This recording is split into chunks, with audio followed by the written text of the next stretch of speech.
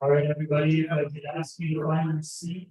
If you're in, share.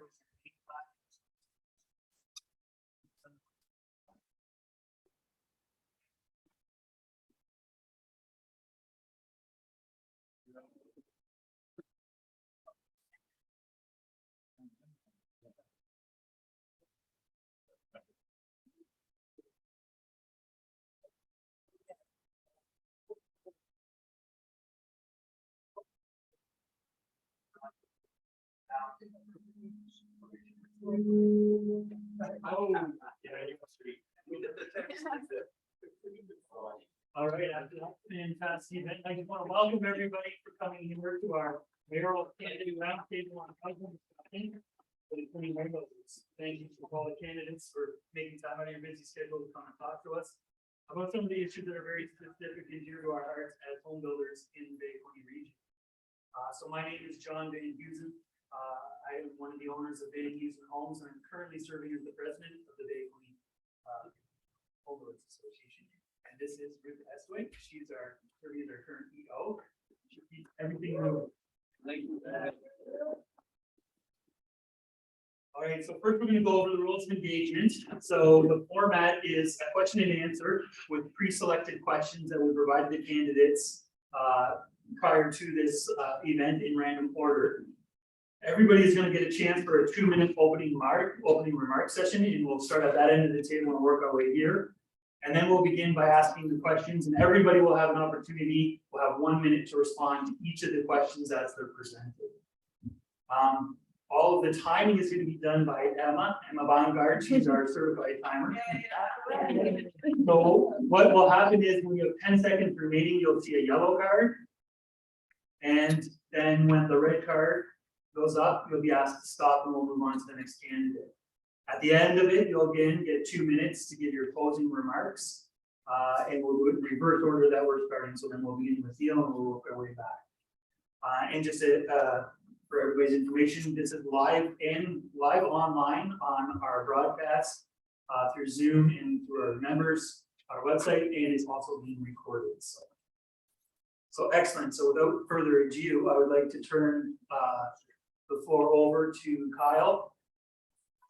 And I gotta give you a microphone. And you'll have your 2 minutes. So obviously the last couple of years so for many, obviously difficult time in that, and now we're left in a situation that is looking even more difficult. And we need to look at unconventional things in unconventional times, I guess, to try to come up with solutions to help in so many different ways. You know, I think, we look at healthcare and our providers there and whatnot in the area and other areas, I guess, as well, too. I think they provide some great solutions to that, where others may not be able to. I know we've tried to do situations where we've tried to incentivize and whatnot, but I think that group is looking for a different view, different thing that's not being offered at the moment. As far as their homeless situation and whatnot, I think we tend to point out to our government quite a bit in many situations and situate ourselves where we're left behind things and not taking the time to actually say, you know what, we need to fix these as a community and make decisive decisions. The thing I'm most eager to talk about as I go through the campaign is about collective collaborative and collaborative community projects, which are going to be able to provide sources of income and that for families that, or for families that just want to jump into these kind of projects and stuff like that, doing a community thing, where we can actually improve the betterment and also the standard of living for so many in the area by doing such a small, minuscule thing.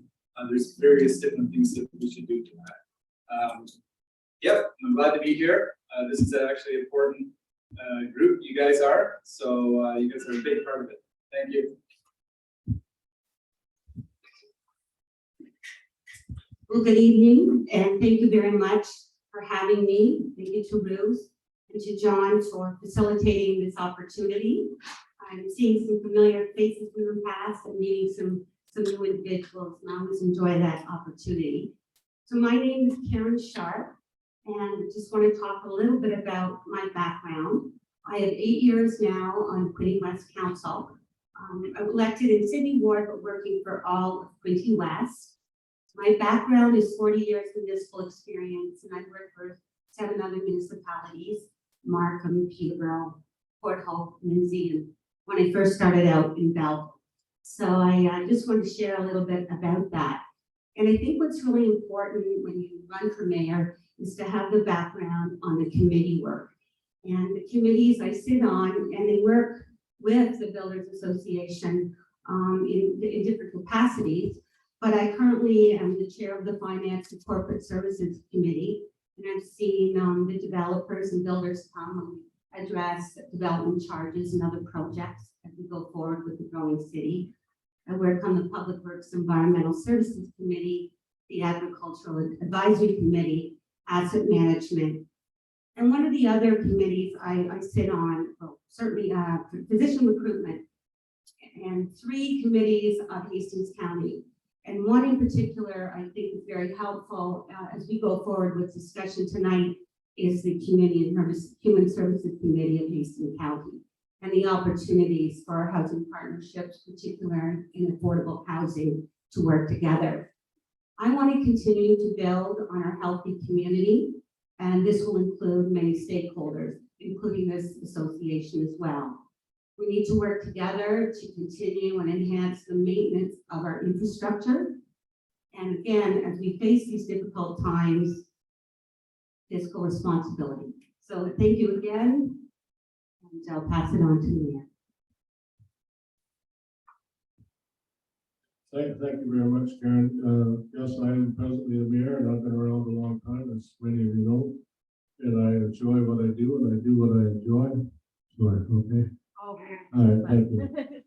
So I get started over again, right? No, it's okay. Listen, my simple philosophy is say what you mean what you say, and do what you say you'll do. That's the way I've worked. I believe that you treat people with respect and dignity, and that's always been my philosophy, and that's what I believe has helped us get through the last 3 years of the pandemic. I want you to know that the reserve balance for the city of Quinte West in 2021 is $66 million, and the reserve balance in 2015 was $25 million. Those are non-committed reserves. That's what we have, and it makes our city financial base strong. Over the last several years, we've had new builds, such as the Operations Center, which is I think the most efficient, effective part of the city of Quinte West. All our employees and our equipment are all under one build and ready to go when needed. We can redesign or reorganize our workforce so that we're ready to go. We also have a new fire hall that's again much needed in Ward 1, and a new police station as well. And the police station is a reflection of the mental health and addiction process that is one of the biggest, I guess, the biggest issue that many of us are dealing with. Yes, homelessness and so on, but addiction and mental health are there as well. So those are things that we've done a lot of work on our active transportation and many other projects such as our hockey, our community, our hawks as well. So we've made improvements to our facilities over the last several years. So I think I have the certainly. Yeah.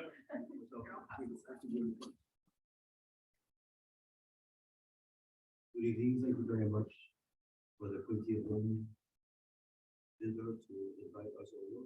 It's I'm very honored because it's what the community is all about.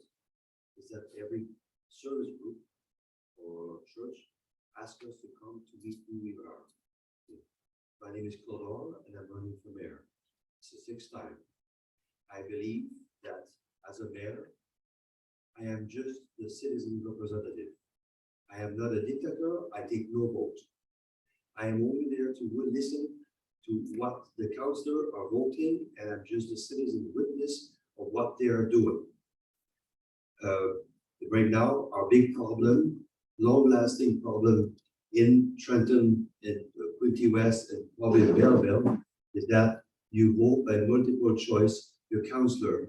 Instead of having a councillor representing you for your ward, like in Frankfurt, it's like the 6-barrel bullets and Russian roulette, 5 bullets, and you just shoot. So you vote for one, and you have the other 4 candidates get in.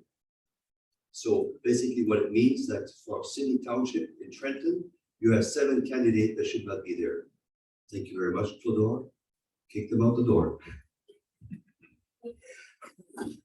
Well, good evening, everybody. I'm Mitch Panchuk, and I'm a home believer, and I support the current Ontario Home Builders Association campaign to cut the crap and build more homes, as we saw earlier this year when the OHBA was in Belleville. And I think the results this term speak for themselves. This term, you've had access to me and the top executive members of the city, which has been unprecedented. We held a successful and collaborative housing summit in 2019, which was co-chaired by Ruth Bestwick and the Quinte Home Builders Association. And the result was a roadmap to move forward with a strategy for rental and affordable housing that has put us ahead of almost every other municipality in Ontario. We've eliminated red tape, improved the pre-consultation process, and transitioned to an online application and document sharing system that has sped up approvals immensely. And as this progress was being made, I've appreciated your comments and recognition of the improvement. Many of you told me that you never would have believed it if you didn't see it for yourselves.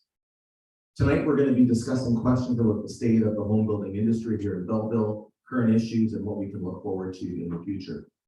4 years ago, I said that if you chose me as your next mayor, you would get a professional, responsible, and collaborative leadership style best suited to get things done. I said that you would get a true believer in the benefits of working with our partnerships in the Quinte Region, someone to get us the funding necessary to bring big capital projects forward so we can continue the ongoing growth of our community. And the results speak for themselves. This term, we've had record construction values and record numbers of new dwellings approved, more than you can even keep up with. Today, our relationship has never been stronger. We need to keep moving forward to ensure we build more homes for more people and help grow our city, and we will do it together. Thank you very much. Thank you, Mitch. I'd like to first start out to welcome everybody here tonight. And I'd like to thank the Quinte Home Builders for hosting this event and for all that you've done in our community. Such things as the Children's Safety Village, helping QHBA out, Habitat for Humanity, it goes on and on and on. Without corporate citizens like yourself, this community wouldn't be as great as it is. I wanted to introduce myself. I'm Neil Ellis. A little bit about my history, if some of you don't know. My wife is Sue. She's a nurse at Belleville General Hospital. I have 3 adult children, and I'm a former mayor of the city of Belleville from 2006 to 2014. Some of the projects my council undertaking in that term was Veterans Memorial Bridge, Quinte Aqua Center, the pool, the 2 rinks, an upgrade to many bridges, many roads, part of an upgrade to the water treatment plant, and our world-renowned or Canada-wide doctor recruitment program. Those are some of the things that our council and myself were able to do. From there, I was MP of the Bay of Quinte. As you're aware, I was given the role first as the chairman of the Veterans Committee to represent Parliament. There, I passed my private member's bill 225, that was voted unanimously in the House of Commons to end veterans homelessness by 2025. Also from there, I went to Parliamentary Secretary to Agriculture, where I helped Minister Debo through agriculture through Canada. Through my term as MP, there was over $49 million in infrastructure projects that were passed by the federal government for the city of Belleville and the riding. We replaced things such as the bus fleet, which should have been electric, but hopefully we come there and we'll get that one done. Such things as the YMCA, 9 million to have that built.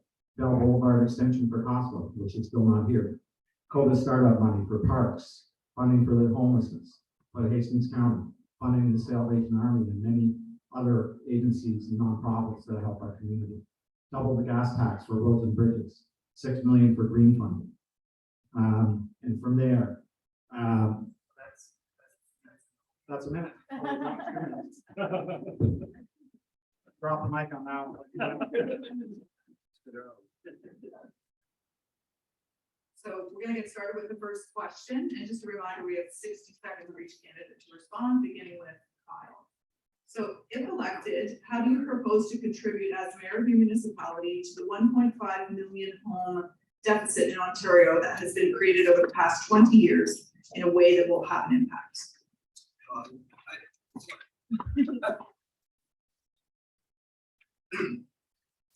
Well, I think a great start is obviously working with this organization and obviously researching and looking out there to see what different things are available in that and constantly looking for those things. I have to say, Mitch and Neil there really put up some great points and things that they've done over the last couple of years or whatever. And you know, I hate to come in second, so I guess I'd have to look at trying to do a better job than that. Removing red tape, it's always something you're gonna have to do, but a lot of times too, you gotta step beyond the barriers and actually create stuff and push things through your community. So thank you for the question. We all know our region, all of our partner communities are facing this issue, and it's top of list for all of us. We need to work with Belleville, Hastings County, Quinte West, and all of our home builders associations and stakeholders. If elected, I propose to hold meetings early with all of the council and stakeholders early on as a priority. We do have a foundation framework with our community and safety well-being plan, and our strategic plan has indicated this as a priority. So we need to elevate that to the council, working with our 2 action groups that are established and have done a lot of work. We need to continue our strong relationship with Hastings County. We need a lot of consultation and as well to work forward. And we're going to answer a lot of these questions tonight. It's a big question, first one, and some answers are coming as we work together in a collaborative way. Thank you. Thank you very much. Yes, everything is simple. You know, the last election, we didn't have to deal with this. Didn't seem to be as much of a priority as it is today. Our city obviously is underway with development proposal in partnership with Hastings County to utilize the former College Street School for affordable housing development. Of course, we've got a lot of pushback. Residents there are upset and not happy with the 32 unit apartment complex that Hastings County has proposed, and we're not going to these, but those are the things. Council is lobbying for a balance, and I'm sitting on Eastern Ontario Mayor, so we've also gone to members of Parliament to indicate to them that we need more of a balance to be tenant and landlord rights in order to attract more developers to the provision of rental housing. And that's a major concern, and we need some help there. Right now, I think they feel that tenants have more rights. Seniors specific development and Thanks, Mayor, and that is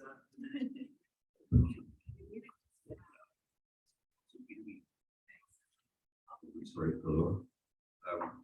I'm very honored by your organization, the Home Builder Association, to so voice your concern, which is concern all of us. Should I be elected? Okay, my first mandate is to make an appointment with you to come and meet with the councillor, because as the mayor, I'm just a representative, but the people that vote is our councillors. Thank you. Hello. The question deals with building more homes in Ontario, particularly the provincial government's call for 1.5 million. And the reality is Belleville is not the problem. We're actually ahead of everyone else when it comes to fast tracking development. Started with the Housing Summit in 2019. We've approved 3,000 units for development this term. 1,500 have been added to our market. We've gone through a new comprehensive zoning bylaw. We consolidated previously 3 separate and different bylaws into one. There's now less restrictions. Those previous bylaws had not been changed since 1978, 1982, and 1983. We've also delivered on record-setting capital budgets to unlock thousands of new serviced lots, particularly with an extensive sewage pumping station that's coming online in 2025, with a new dedicated sanitary sewer line to the existing sewage treatment plant, which is going to be upgraded in 2023. These are things that we have done to unlock more lots for development. Again, we've fast-tracked and sped up the process. We're not the problem in Ontario, but we're doing our bit. Start the timer. Thanks. I think in order for a mayor to contribute, it has to do a lot with the ideas and new ideas that I can bring to the table, such as incentivizing the construction of purpose-built rental housing by reducing fees and charges, as well as for prioritizing these projects. Also by allocating a portion of city-owned land, example, industrial park, to be developed by nonprofits. Cut any red tape, measure results on permit times, on times and going through City Hall with developers and with builders. Partner with all level of governments and have enough infrastructure in the ground for the next 10 years to build out load. Thank you. Excellent, thank you. So we'll move on to the second question, and we'll start with Karen. So right now, on average, it takes upwards to 10 years to go from dirt to door across the province. That is purchasing unserviced land and handing the keys to the new homeowner. Something is fundamentally wrong when it takes that long. If elected, what will you do to accelerate the development approval process in your municipality so we can build more homes faster? Thank you. Quinte West, when we receive a development application, generally that process, when we receive it, what I'm advised, it takes about 2 years, subject to the information that we are receiving.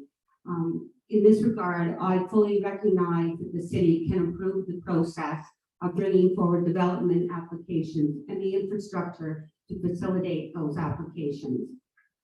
This can be done. We are now undertaking an RFP for an electronic planning application and building permit submission system. So we are working towards that, and that will help us all in documenting and processing applications. But one of the greatest issues we're facing is keeping planning staff.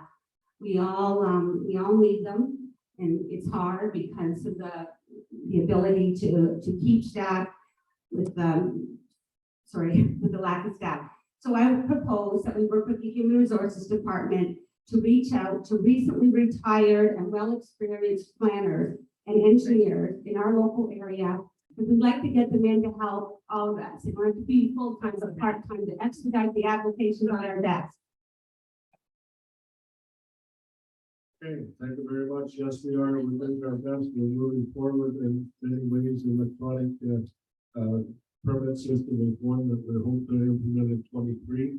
Yes, there is some red tape, and we as a city have to make sure that things are done properly and legally, so that when you turn over the keys to the homeowner, there's no issues that they have to deal with. So we do our best. Yes, there are certainly changes. Staffing is a big issue, not just for us. It's a big issue for you as home builders as well. If you've got tradesmen locked in to work for you, you're fortunate. And if you got material laying in the yard ready to go to work, you're really fortunate. There are so many different issues right now. Yes, city is part of it, and we need to help you with workforce and material so that you can keep building. And we're proud of what you do. Thank you.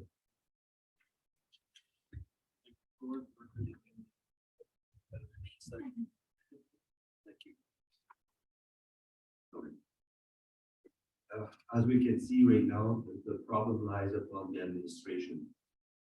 The administration is a council we vote. As long as we're not going to have a council that is representative for each ward, you don't have an input, the correct input. Thank you. What can we do? Well, I think we want to keep what's working going and continue to make improvements to things that aren't going as well. And our timeline in Belleville is significantly below the provincial average. Some things that we can do to stay ahead for the future is we've got to keep investing in service land so that we can stay ahead with our inventory, so that that land is ready to go when the builders are ready. We can also request what's called use it or lose it powers from the province so that we can ensure that projects that are approved and receive permission actually move ahead in a more timely manner, so it's less expensive for servicing and we have orderly development.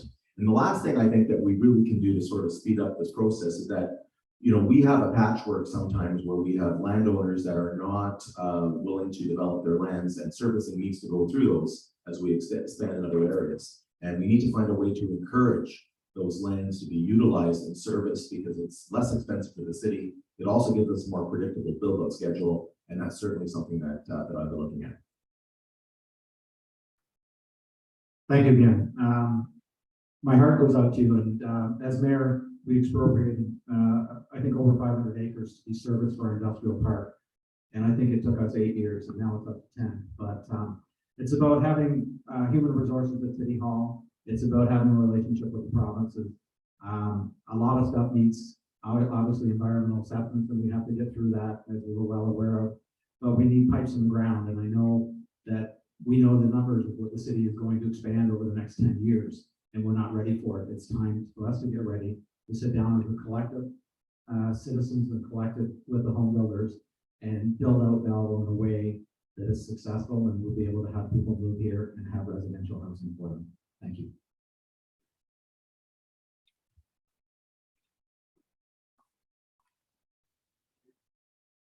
So being a new individual here, I'm breathing a lot of this in, and I'm hearing a lot of great ideas get on the table, man. Really take that up from each other and build on that for sure. From my perspective, we've heard a lot of pretty much everything that you're wanting to hear in there, but you know, obviously keeping going forwards with new ideas and that, and you know, twisting arms a little bit harder in that to try to get things moving. It is always a great process. Being preemptive and working with infrastructure beforehand, and that is always a great step as well. Thank you. Okay, question number 3. Future Ontarians are counting on the right volume and variety of housing, especially right here in the Quinte Region, with everything from starter condominiums all the way up to single-family homes.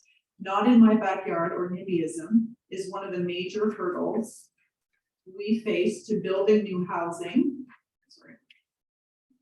where an often loud and vocal minority oppose any kind of change within the existing communities.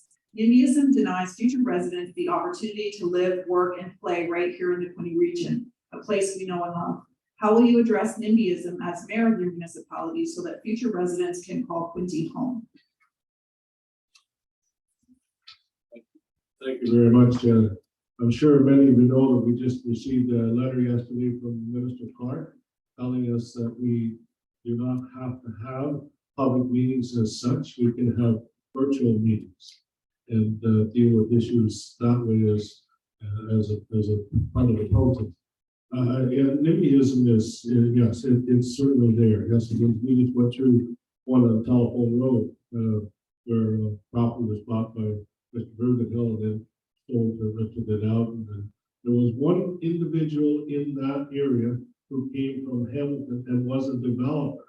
And I'm not sure it was Hamilton, but he came from that way. He was a developer, and he did not want any development in his backyard. Finally, we went through all the process, all the steps. We were taken to the integrity commissioner as counselors, but we still stood our ground. And you can drive by there and see that about approximately 20 homes are now. So yes, you have to take a stand and be willing to. That's the. I know. Still take a stand. You learned from Karen, did you? Thank you. Of course, I'm for the 12 ward as usual, and that is a long-term planning. And it's very important to have a long-term planning. It's not just build right now and bang, and then in the future you have problems. You have to have a vision, see what's happening. And you can do a good long-term planning, but you have to consult the people. Once you have a councillor that is representative for your ward, then we have a two-way contact, and then we can do further planning. But thank you very much. Well, I think the results speak for themselves in Belleville. We've done a very good job about not stopping projects this term.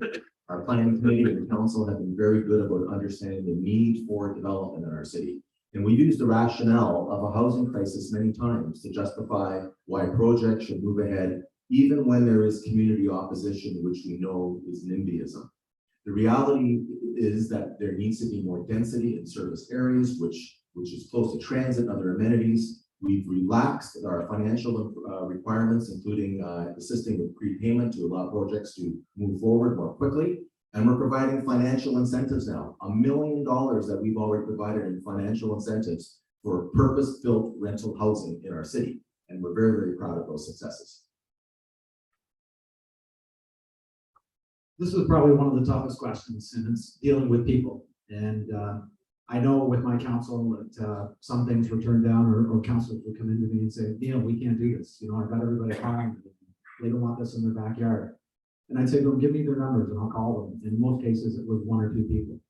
And it's surprising how 1 or 2 people or a dozen or a handful of interest groups can stop a project, stall a project, or even completely destroy a project. But I think it's a lot about education, and we do have council training. And I think that in this training session, there should be involved in planning and I can't even pronounce it. So, and the council should be brought in to show the effects and talk to them. Councils don't know, I think, sometimes, and will vote and obviously cave to a special group, but the cause and the damage it does. In our community, as mayor, I would educate council and have them educated by staff and planning, and to say, you know, we need to move forward with these projects. They're important for the community. Thank you.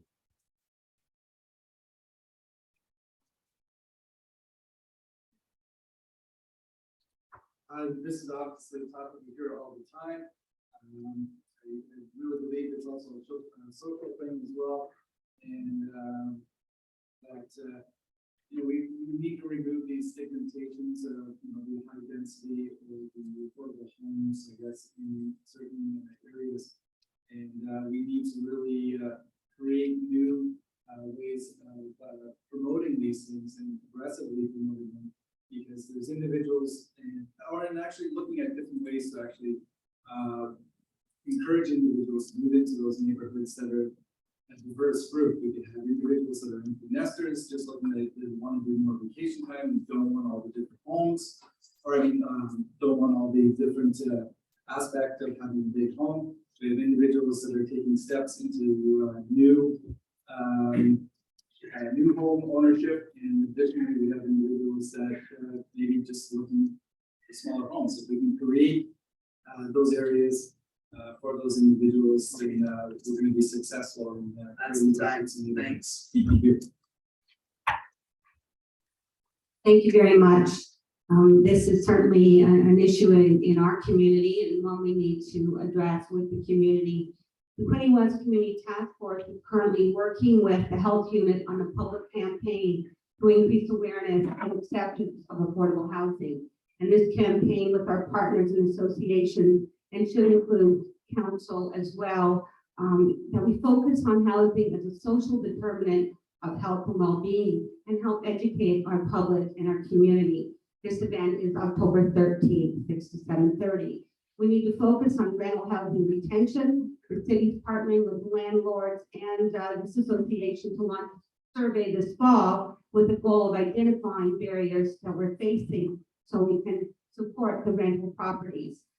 There's fear and lack of understanding, and it needs to be responded to with facts. We need affordable housing for our families. All right, we'll move on to the next question. This question.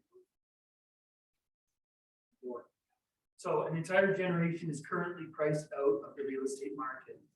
How do you plan to work with the other levels of government as mayor of your municipality to keep young people from moving out of our aging community and to help them realize the fitting dream of home ownership?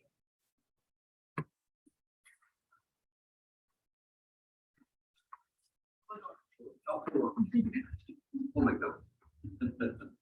Well, that's a very good question. Thank you. I bought my first house, I was 18 years old. So it's, I know that it is possible, but we have to make it possible. And the only way that we can make it possible is simply by having a good reward system and a good future planning, and to be educated by your specialty. You, as the Quinte Home Builder Association, you have a specialty. We having only, we will have 12 counselor, and as ambassador, a voted person is, they don't have a clue, and we need your education. Thank you for specialty. Well, what can we do? We can continue building on our progress together. We can continue to build our city. We can continue to build our economy. We can continue to work for more and better jobs. The current shortage of skilled labor in our market can support our housing market. And the latest census data has proven this to be the case. Home ownership rates in our city have remained consistent, while the provincial average has dropped. The number of residents paying more than 30% of their income towards housing has dropped in the last census. And the numbers of people who report that living in substandard accommodation has also decreased. Certainly, there's more that we can do on the affordability side. There are 4 properties, the first council since before the year 2000. We've donated 4 properties to Habitat for Humanity, including the New Horizons Village with the 66 units at the old police station. Those are the things that we can do that can make a real impact, and those are the things that I'll continue to do. Thank you. And yes, this is a generation of youth price for homes. I've gone through it myself. My son bought a house a year and a half ago, and without Sue and my help, we wouldn't get there, and they both have good jobs. There's nurses now that can't afford to buy houses. What can we do about this? I mean, we have to work with other levels of government. I know the federal government in this last election has come up with mortgages at 5% for older homes, 10% for newer homes, tax-free savings accounts. The Ontario government has land transfer tax accounts. What can we do as a municipality with our powers? Hastings County does have a first-time home buyers incentive, which they offer, I believe, $25,000 as a grant to you know, a certain income, a certain price of a house, and a first-time home buyer. This is something that the city of Belleville can look at.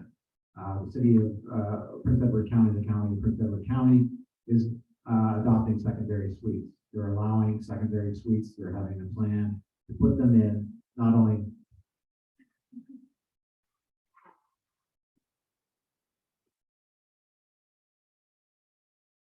So certainly, once again, these are issues or whatever, but you know, I believe there's certain things that we can be doing in regards to these types of communities.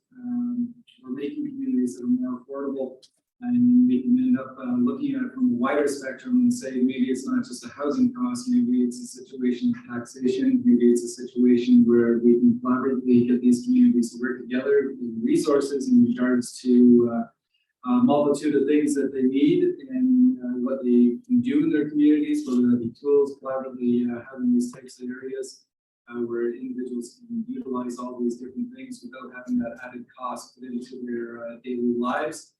It also allows them to reduce the size of the homes if they don't need all these additional things. And we can do things like take different methods to reduce the services needed there from our city workers and whatnot to also reduce those taxes. Thank you very much.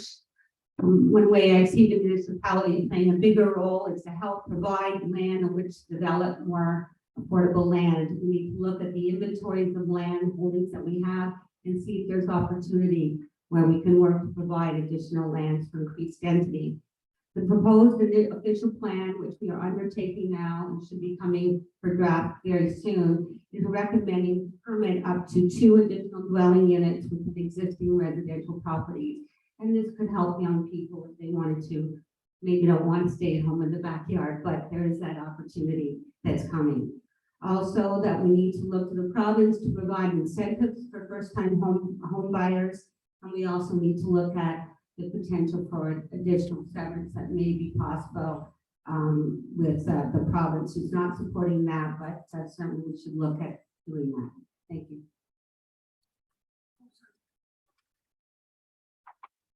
Thank you very much. Yes, we're doing our official plan update. We've done a comprehensive zoning bylaw. But, the province is saying, yes, you can build another house on a lot. And that's obviously subject to your septic system. So if you're in town and you are on sewage, you've got a better opportunity than you have if you're in the rural area. So, and also you can't sever that house. So that limits the ability of someone to build a new house on your property because most young people need a mortgage and they need to have that land. So there are obstacles, yes, but we know that this housing strategy that we're looking at doing has initiatives and has incentives that we as a council can put together and help encourage young people to get a home and have a place to live. And I certainly agree with you and all others that yes, homelessness is a big concern. That's your minute.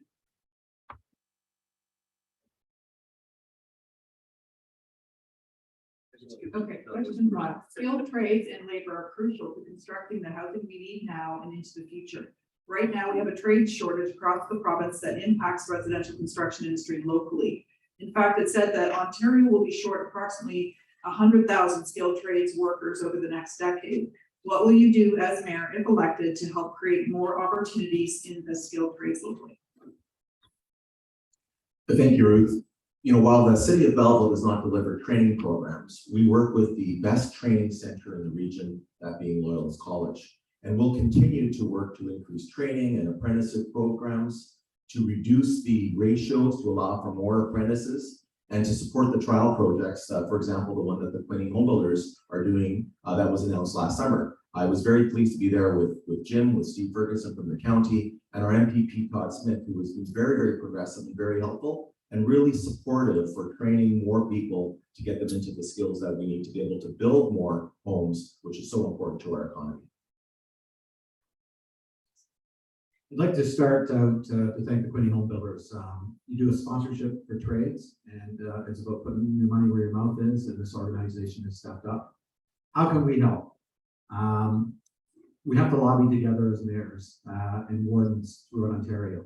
There's the Eastern Ontario Mayor's Caucus, which is hooked to the Wardens Caucus. There are federal pilot projects that for immigration that have been done on the East Coast. Can we get one of them in Ontario? Is that worth asking for? Yes. To fix the skilled trades, we are definitely going to have to rely on immigration, and also we're going to have to rely on scholarships and putting our children in the right path to go to school. As Mitch said, we do have Loyalist as a partner. We've partnered with them in many things. And there's been much federal money that has rolled in here. Federal money for nursing students, is there money for trades? There's money out there. We just need to ask for it. Thank you.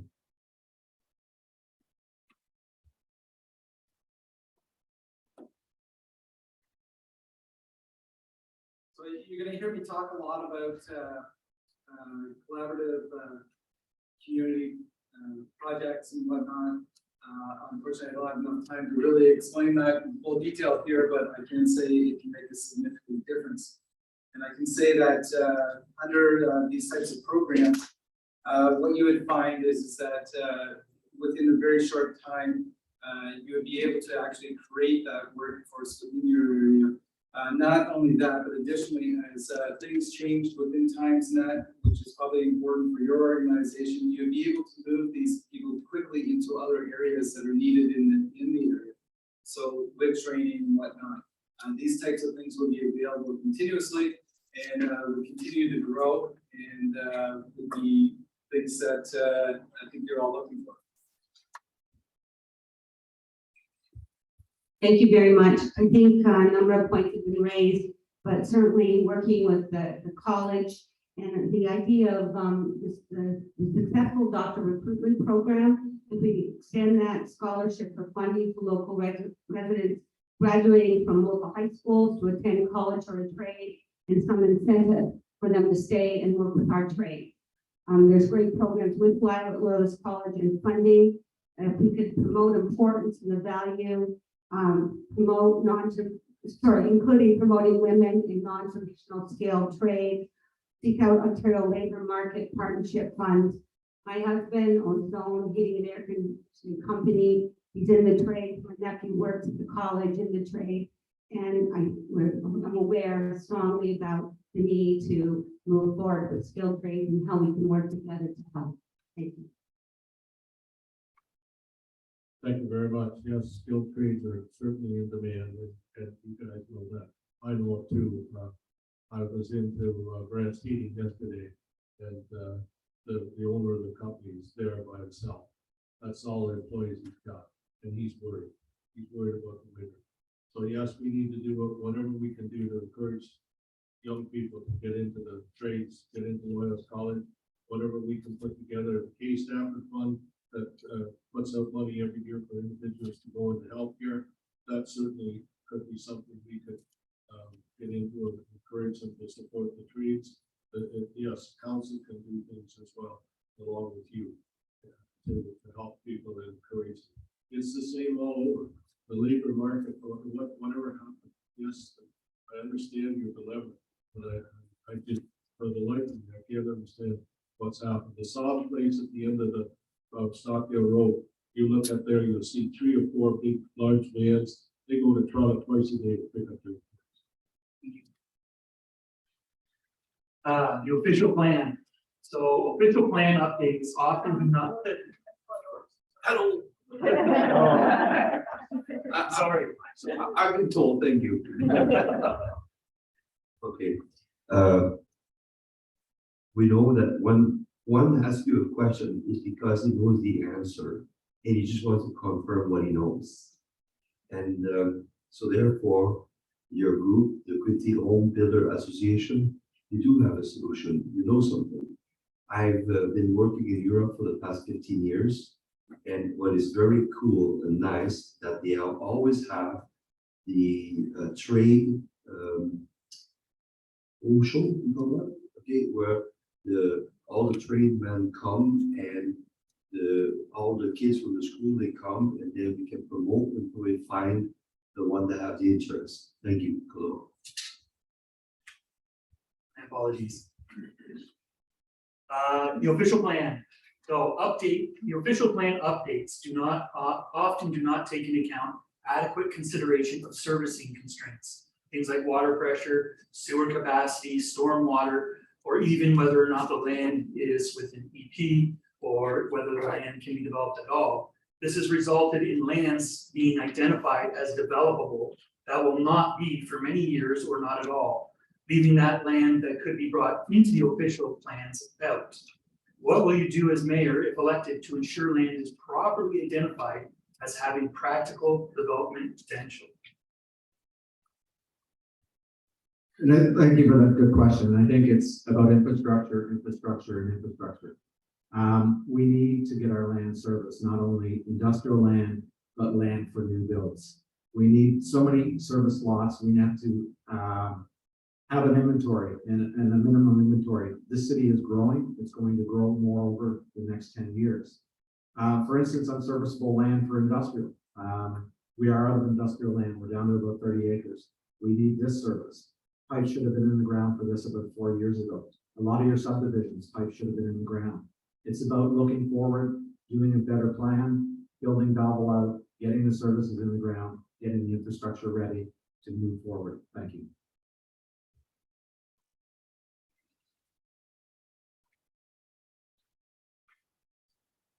Well, I think in this situation, I mentioned it earlier, I think we need to be preemptive.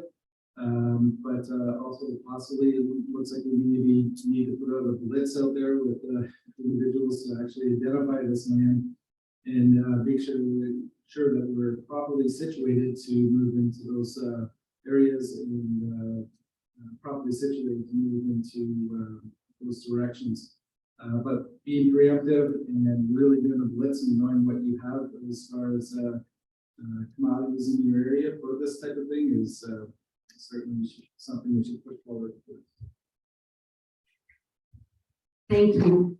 the city of Quinte West is well into its official plan. And this draft plan that we worked on together will be made available for public consultation, as we said, very soon, and approval in 2023. This update has been developed in conjunction with detailed servicing studies, and the ability to develop in conjunction with servicing studies has been considered for our identified groups. So I believe we've worked hard to include in the official plan and utilize these studies, including our asset management study, our roads need study, and so forth. The city is proposing significant urban boundary expansion in line with the 2022 land needs assessment to accommodate 5,000 new homes over a 25-year horizon. Through this official plan update, new mixed-use policies are being proposed to encourage the development of residential units that align with commercial uses along the core transit corridors. Thank you. Yes, thank you very much. Quinte West has consistently been working with our official plan and with developers, making sure that you've got some insight into what we're doing and we have insight into what your needs are. And we've over the past several years done a great deal of infrastructure improvements. Do we need to do more? Yes, we do. We certainly do. Every municipality in Ontario is faced with the same issue. Our infrastructure is old. And I was at the opening of the park in Belleville, and they have done some work along one of the streets, and you can see a 6-inch water pipe on top of the ground with an inch hole left in the center. And we're the same. We just recently put a new wastewater line from Fraser Park to our plant, 17 million across the river, and no one knew when the original line was put in across the river.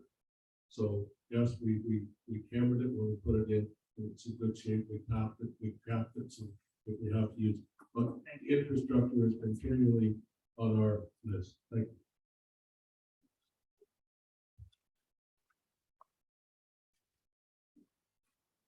As we can see, this is not a short-term planning, but long-term planning. As we elect our councillor, we have to make sure that they have a vision and understand what their decisions are leading for. And as we are getting our 12 councillors elected, then we have a good input, but they have to be able to be responsible to the people of the city, what they want to have our long-term planning. It's up to them to decide. Thank you. Well, in Belleville, we have sufficient land for residential use ready to go for what we need. And of course, we need to plan into the future and ensure that we have more in the future after we use it.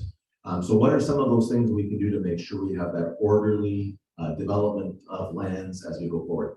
First of all, I suggested that use it or lose it approval that the province gives the city of Belleville, so that we can tell people who have got approved lands, we've zoned it, we've rezoned it for them, we're permitting them to go forward, but they're sitting on it. We need to get them to move on it. Also, some form of a financial disincentive for delaying the orderly development. You know, we need to extend all of our services in a logical, planned way, and we can't have people block us so that it can't go. Better mapping and identification of our floodplains is important to us, but also the Loyalist secondary plan that we just had a great community consultation last week, where we're working with property owners to find ways to use all the lands. That's going to allow for 6,000 units. And thank you.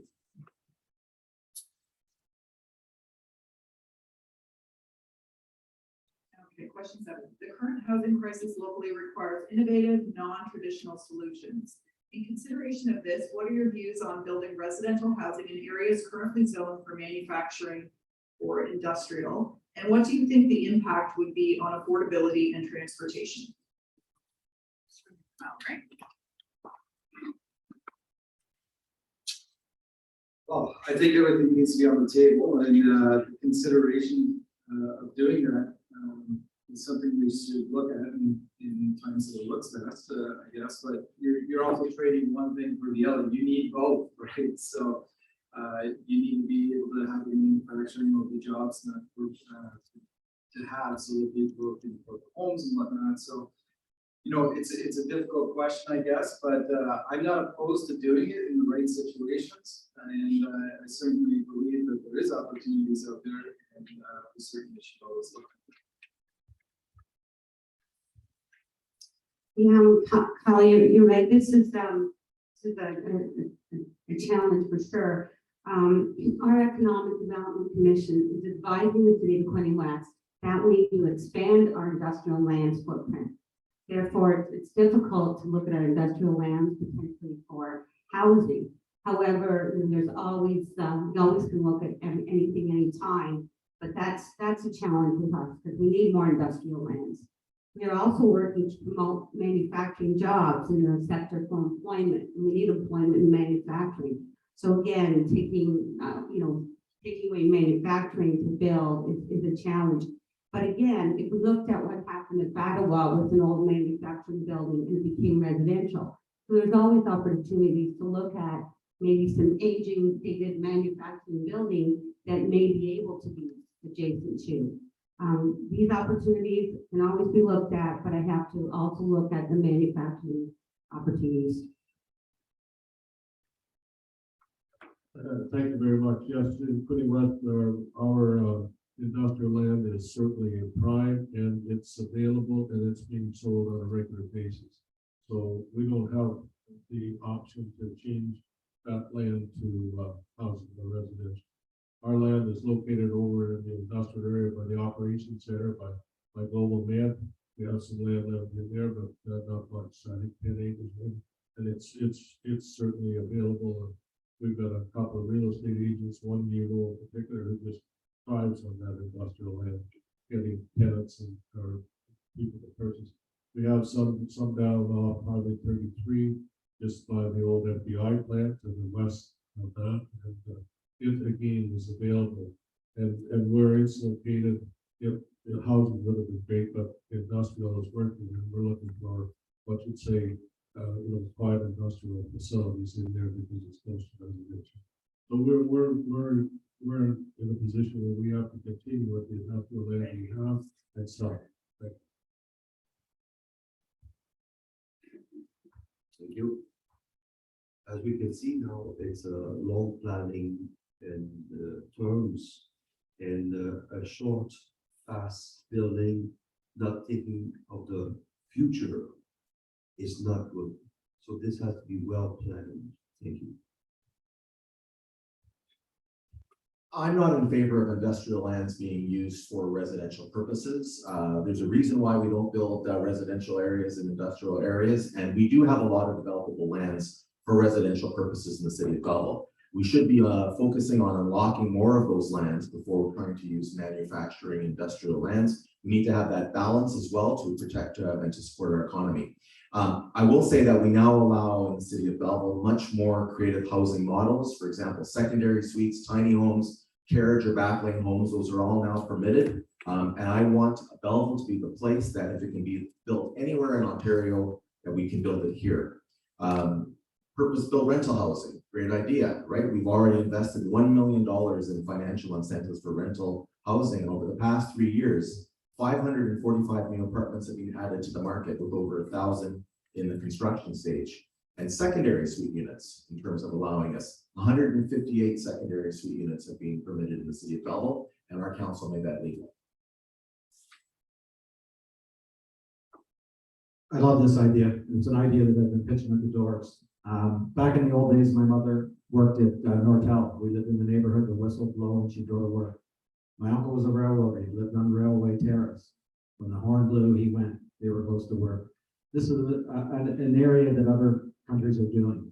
They're establishing affordable housing in their industrial parks, geared to income housing, making it ready and accessible for people to go to work without transportation, active transportation, walking to work, riding their bicycle. The paths are there, the industrial park laid out. We have lots of unserviceable land in the industrial park, and this would be a priority for me to look at some type of affordable housing on this land that's owned by the city. Thank you. Okay, the final question. Homelessness and core housing needs are significant issues in our housing crisis across the continuum. How do you plan to address your municipality's issue with homelessness and core housing needs if elected? Ms. Sharp will start with you. Thank you very much. Our community safety and well-being plan highlighted two major issues, and that is mental health addiction and affordable and appropriate housing. We have created two task forces, working with agencies at the council table, working with agencies and stakeholders, including Hastings County and a lot of our local agencies that are providing food. But we need to get access to mental health and addiction services and try to enhance that. And that may be with increased communication as well as potential for transportation. There are some programs out there that we need to really coordinate together. And we do have staff working really strong, but there's just a coordination, communication gap, I believe, but we can work together on that. We need to look at access training and some of these other ideas that are coming forward in Belleville. We have some really good models. We're also working with College Street School, as the mayor has indicated, which is currently in the process of being rezoned with a lot of NIMBYism already. Yes, thank you very much. And homelessness is a big issue, as you already mentioned. And it's important that we, all of us, not just the council, not just the city, but all of us work at what we can do to help people have a place to live and not be on the street. We're in Quinte West, Clarendon House is building additional apartments on their home on Waits Road. Big State House is building some apartments on the west end by Walmart in the area to the south. So yes, we are tackling the homelessness issue to the best of our ability, and we need all levels of government to work together on this issue. And 4 years ago, this was not where it is today. So we've got to look at it. And we built a new police station, and in that we have community wellness, addiction, mental health, and wellness facilities, so that when officers go out, they need and they're going through a situation that they need help, people are right there to go with them. So we're trying to do. That is the result of a long time ago decision of the government, provincial government, to stop housing these people in an institution. It's cheaper to give them so much dollars a month. When they run out, they can go to the food bank, they can go there. My question is that these people not from here, and I remember I've been here since 1985, and we have like little Billy walking into town, or Tom, and they were catered and looked after, and because we all care, we know about it, you know. But these people, they come from Toronto or whatever, and it's better. I would be curious to find out how much money does these cities pay to ship them out to us. Thank you. Thank you. Certainly, lack of housing is contributing to this problem, but this is a very complex issue with mental health issues, addiction issues, a number of things. And the city of Belleville, as part of our region with their shared service agreement with Hastings County, our share over the past 4 years has been $57 million towards our health and human services programs. That's our share. We have topped that up with some additional funding towards agencies. So we're over $60 million over the last 4 years. You know, certainly we want to continue to work to help those who want to accept that assistance and our assistance, but we also need to take a look at what we're doing and making sure it's working properly. I'm proposing a social services summit, which will occur in the first 6 months of my term. This is going to replicate the very successful housing summit that we had in 2019, which has given us a great plan moving forward. You know, there's a saying, the feds have the money, the province has the responsibility, and cities have the problem when it comes to homelessness. And we need to do a better job of what we've got. I think the summit will go a long way to bringing us all together. This question weighs a lot on me. As I said before, my motion M225 to end veterans homelessness. And this is what we need. We need federal government, we need provincial help, and there's money out there. But it's housing first, and that's how we're going to solve it.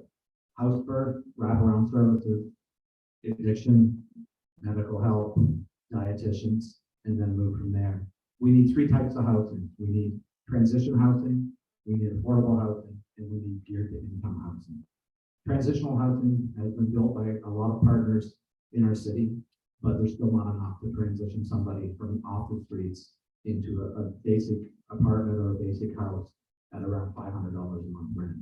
Affordable house, the federal government has partnered with many people in this area and businessmen and made a dent in affordable housing, but we haven't built any geared to income housing. Geared to income, obviously, if somebody makes $1,000, their rent would be about 30% of their income. Right now, we're building affordable, which is still not affordable for the working poor.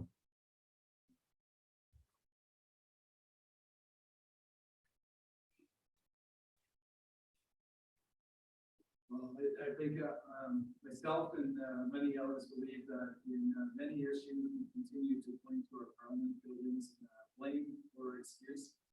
And at some point, when it comes down to the harm or just the well-being of our community, we need to have collaborative discussions and conversations with the community, get them on the same page and make decisive decisions to actually move forward with and to act with. I feel if we do this more often, we will make more progress in things, and we'll look at our community as the first to go to before everything else. All right, so laid out at the beginning, you now have 2 minutes for your closing remarks. We're gonna go in reverse order from how we gave our opening remarks. So Neil, you get to start. I'll just start with advertising works. As we know, all of us today or the last couple of months have been advertising heavily. And I just want to talk about how the city of Belleville cut the residential attraction portion of the Bay Quinte Marketing Board by $78,000 on April 22nd. This I don't understand. Not doing a resident attraction for the, they're not doing a resident attraction for the city of Belleville, but are still doing it for Quinte West. 2021, April to August, more homes were sold in Belleville versus Quinte West. The same period in 22, since funding has been cut, 39 more homes were sold in Quinte West than in Belleville. Funding for the Quinte marketing project needs to be instated. These figures don't lie. The first month of office, I will set up a working group with planning, CAO, engineering, and you, the city home builders. This group was set up before when I was mayor and worked. You need the real voice at the table. We need to get spending under control. We need a council that is focused, a mayor that works for you, a mayor that is accessible, not just at election time. Thank you very much. Well, thank you very much for having my wife Lisa here with you again this evening. And thank you so much for building and improving our city. We've enjoyed working with you for the past 4 years, and we've worked hard together. And we have a lot of benefits to show for it. Thousands of residents have moved into the new units you've built, and many new people have joined our city. The recent census data shows we are now the fastest growing community in Eastern Ontario, and that's only made possible because of your efforts. So what's next? Well, we've got to keep the progress we've made going. We can move forward with a better, more modern city, confident in our future. There's no need to go backwards or return to old habits. We can continue with the momentum of the past 4 years. You know, for decades, generations of Belleville parents had no other choice but to watch our children leave for a better future and a career. But now, we're proudly a hub in one of the fastest growing regions in the whole province. Now, we're a beacon for investment growth and job opportunities. The past 4 years has placed us on a strong foundation, a foundation now so strong and stable that only our imagination limits our future possibilities. I thank you for your efforts to date, and I ask that you support me in helping to continue to lead Belleville as we build on our progress together. Thank you very much, everyone, and have a great evening.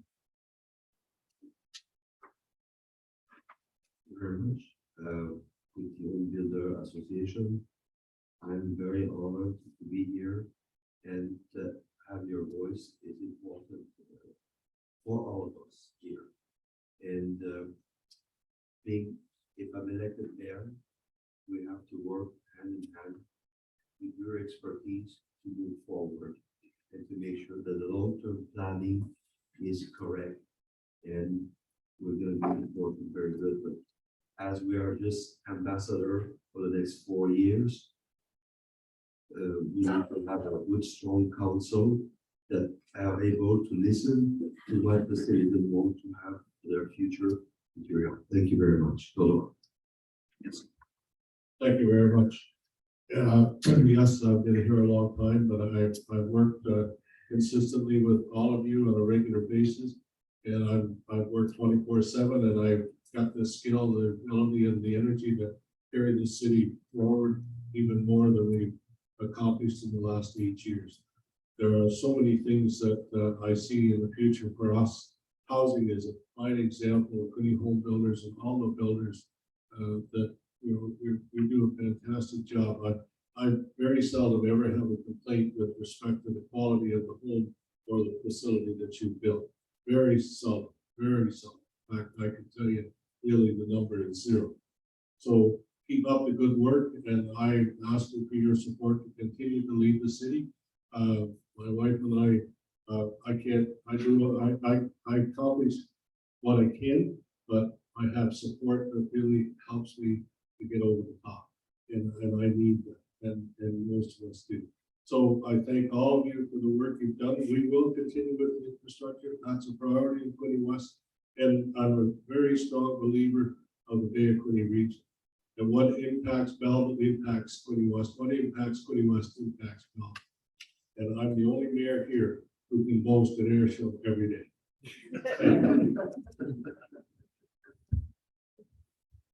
Thank you very much, and it's nice to meet some members here tonight. I also just want to say, I know that you've been through a lot, the builders and the residents, with COVID and the lack of supplies and timelines and so forth. So I just want to commit to you that my style is one of collaboration and working together with the stakeholders and being responsive to the needs, because as we've seen over the last 2 years, they change and they change quickly. And so this way, if we continue to have good communication and strong linkages as we do, then that's something that I really want to do with you.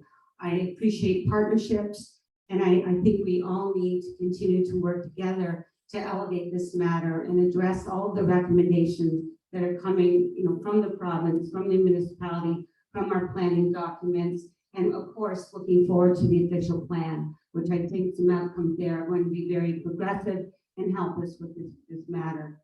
I also just want to say priorities of physician recruitment and having a healthy community is very important. Community safety and well-being, encouraging active living in our community, economic prosperity, fiscal responsibility, and maintaining our infrastructure. And a lot of what we talked tonight is still aligned with that healthy, safe community. And I look forward and give me some, appreciate your consideration, and my information is available, and I'm available for questions, answers, website, or meetings. Thank you very much. Thank you. First off, I want to thanks for inviting me and I guess all of us to the Quinte Home Builders Association meetings here. This has been a great experience for me, obviously being the first time here. But I also wanted to say that you guys are a very important part of our community. You guys do so much in our community, maybe underappreciated at times, but I think people have a great respect for your trades and what you do. I think going forwards, I would love to be working more with you guys. So hopefully that will come about.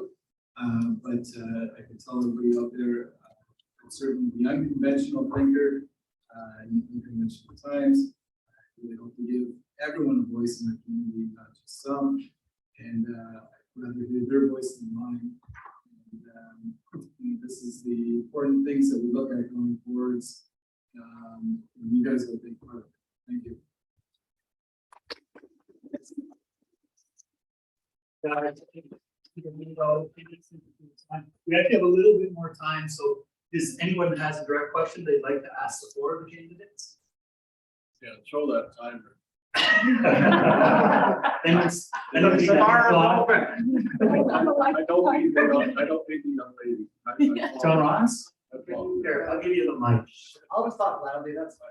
Can the two current mayors Give us a scale on 1 to 10, where you feel your city is at in the development process.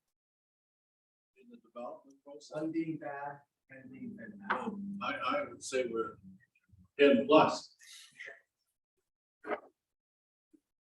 Well, we're doing very well. We've improved significantly this term and so many of the different metrics. We still got things that we can do to make it easier, faster, less expensive, less burdensome. But I remember using this example, I think, last year when we all got together and talked about, development. There was a developer who had some land on Bridge Street West that wanted to go, and with our servicing, we couldn't do it because it wasn't counted in there. They came to us, I set up a meeting, we were able to reconfigure the counts and we were able to go ahead with that project. A year later, I called them and said, what's going on? And Eric said, well, I can't get engineering work done, I can't do this. And I said, did you ever think there would be a time where the city of Belleville wasn't the holdup, but it was you? That's how things have changed. And so if I'd said it was we're a 7, we still have room for improvement, but we're doing pretty darn well. Any other questions, comments? All right, well, that draws this portion of the evening to a close. We still have some food here that hasn't been really touched, so if you want to know about, have some more questions to the candidates directly, feel free to do that and to indulge in the food here. But thank you for coming and for everything.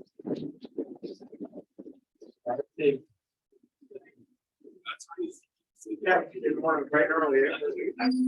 Oh.